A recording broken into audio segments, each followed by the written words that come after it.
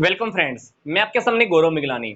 हम पढ़ रहे हैं 12th क्लास की अकाउंटेंसी पार्टनरशिप का हमारा ये वीडियो नंबर 128 और ये जो चैप्टर हमारा जो कंटिन्यू चल रहा है इस चैप्टर का हमारा ये वीडियो नंबर 12 है।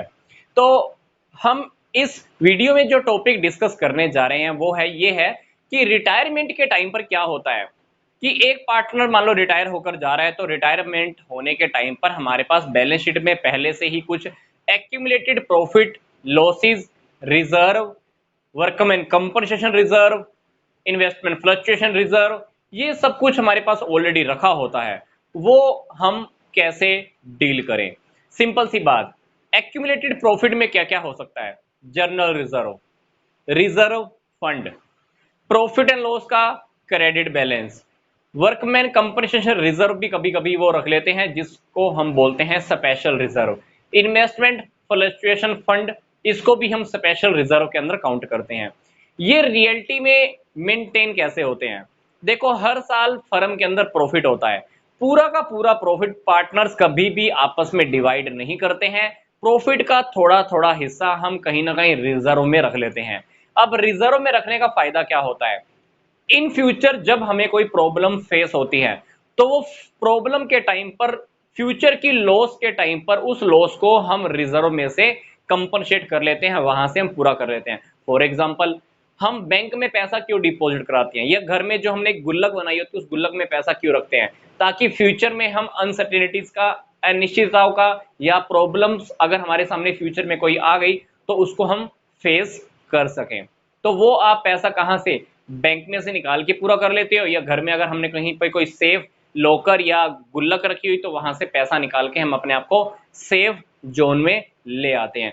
तो इसीलिए जर्नल रिजर्व, रिजर्व फंड, और आप कह सकते हो स्पेशल रिजर्व के अंदर वर्कमैन कंपनसेशन फंड, या आप कह सकते हो इन्वेस्टमेंट फ्लक्चुएशन रिजर्व या इन्वेस्टमेंट फ्लक्चुएशन फंड, ये आप किस लिए मेंटेन करते हो? मेंटेन करने का पर्पस ये होता है कि फ्यूचर में कोई प्रॉब्लम आ गई तो उस लॉस को आप इस रिजर्व में से पूरा कर लेते हो। तो अब हम देख लेते हैं कि रिटायरमेंट के टाइम पर एक्यूमुलेटेड प्रॉफिट कौन कौन से हमारे हो सकते हैं। जर्नल रिजर्व, ठीक है, रिजर्व फंड हो सकते हैं हमारे पास, प्रॉफिट एंड लॉस का क्रेडिट बैलेंस। कभी कभी क्या होता है कि प्रॉफिट एंड लॉस का हमारा क्रेडिट बैलेंस आया, प्रॉफिट हुआ, पार्टनर्स ने आपस में अब तक डिवाइड ही नहीं किया, बैलेंस शीट में एज इट इज मेंटेन किया हुआ है अनडिवाइडेड, ठीक है। तो इस टाइप को हम बोलते हैं एक्यूमुलेटेड प्रॉफिट या एक्यूमुलेटेड रिजर्व, जो हमारे पास पहले से मेंटेन रहते हैं। पार्टनर रिटायर हो रहा है, क्या करेंगे? रिटायरमेंट से पहले उसको भी कहेंगे ले भाई, हमारे पास जो कुछ पड़ा हुआ था हम भी आपस में डिवाइड कर रहे हैं, जो तेरा हिस्सा है वो तेरा हिस्सा भी ले ले। अल्टीमेटली ये सारे पार्टनर्स में डिवाइड हो जाएगा। सारे पार्टनर्स का मतलब क्या है? मान लो ए बी सी डी, चार पार्टनर है, डी की रिटायरमेंट हो रही है, डी की रिटायरमेंट हो रही है और हमारे पास ये सब कुछ रखा हुआ है, तो ये क्या होगा? चारों पार्टनर्स में जो पहले से इनका रेशो चलता आ रहा था, मान लो ये है, इस रेशो के अंदर हम चारों पार्टनर्स को क्या कर देंगे? डिवाइड कर देंगे। तो ये सारे डेबिट हो जाएंगे।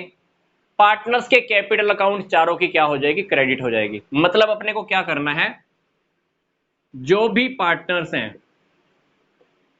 इनकी कैपिटल अकाउंट को क्या करना है? क्रेडिट करना है, सिंपल सी बात। इस रेशो में क्रेडिट कर देंगे। जैसे मैंने यहाँ पे एक ही लाइन में लिख दिया, अपने को क्या लिखना है? To A's capital account, to B's capital account, to C's capital account and to D's capital account. जितने पार्टनर्स है उतने पार्टनर्स की कैपिटल अकाउंट क्या हो जाएगी? क्रेडिट हो जाएगी। मतलब हमारे पास जो भी प्रॉफिट रखे हुए हैं वो प्रॉफिट हमने पार्टनर्स में डिवाइड कर दिया है ओल्ड रेशो के अंदर। अब बात आती है कि अगर हमारे पास क्वेश्चन में पहले से कोई लॉस रखा हुआ है, पार्टनर की रिटायरमेंट हो रही है, तब क्या करेंगे? डेफिनेटली वो लॉस भी पार्टनर्स को हम डिवाइड कर देंगे, उनकी कैपिटल अकाउंट क्या हो जाएगी? डेबिट हो जाएगी। तो लॉसेस की वजह से पार्टनर्स की कैपिटल अकाउंट को हमें क्या करना होता है? डेबिट करना होता है।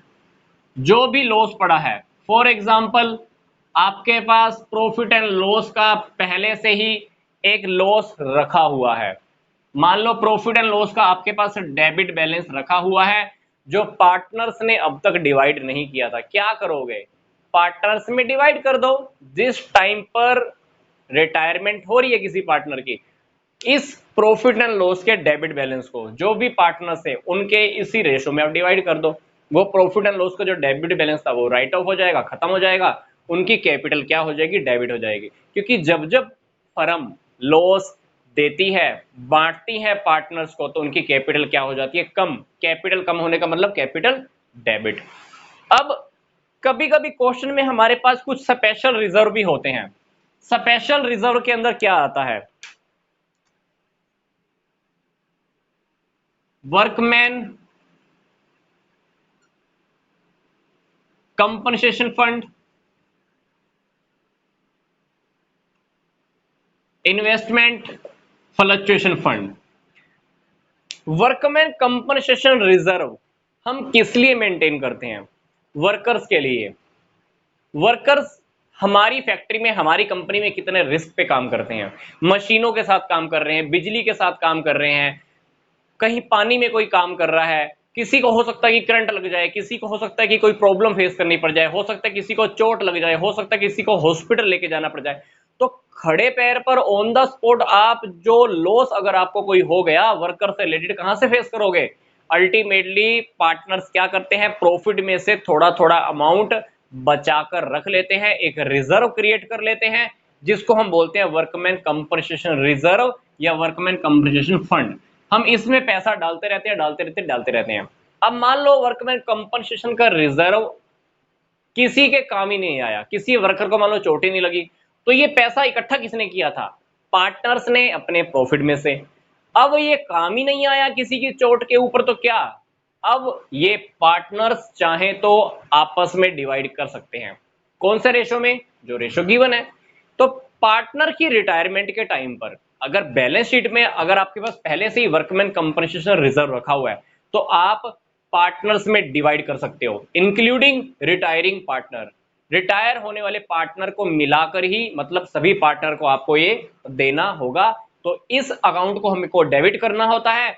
जिन पार्टनर्स को आप डिवाइड करोगे, जिन पार्टनर्स को इसमें हिस्सा मिलेगा, उन सभी पार्टनर की कैपिटल अकाउंट को हमें क्या करना होता है? Credit to A's capital account, to B's capital account, to C's capital account, to D's capital account, etcetera etcetera and so on. ठीक है। अब हम बात करते हैं कि इन्वेस्टमेंट फ्लक्चुएशन फंड क्या है। इन्वेस्टमेंट फ्लक्चुएशन फंड का मतलब है, हम मार्केट में क्या करते हैं, किसी कंपनी में या किसी मार्केट के अंदर हमने प्रॉपर्टीज में इन्वेस्ट किया या किसी कंपनी के हमने शेयर खरीदे। अब शेयर्स की वैल्यू क्या होती रहती है? अप डाउन चलती रहती है।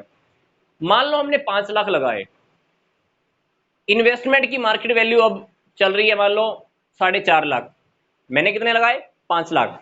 मार्केट में उसकी वैल्यू कितनी है? 4.5 लाख। 50,000 का झटका अब आपको फेस करना बड़ा मुश्किल होगा।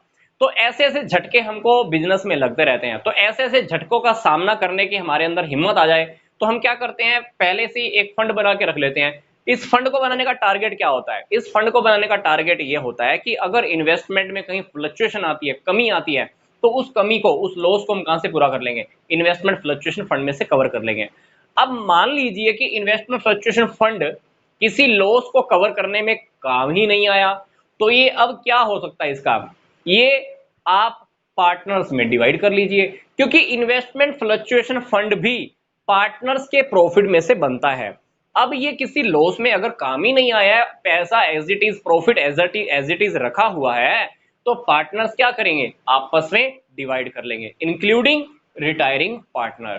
तो workman compensation reserve, investment fluctuation fund, इनको हम क्या करते हैं? डेबिट करते हैं टू पार्टनर्स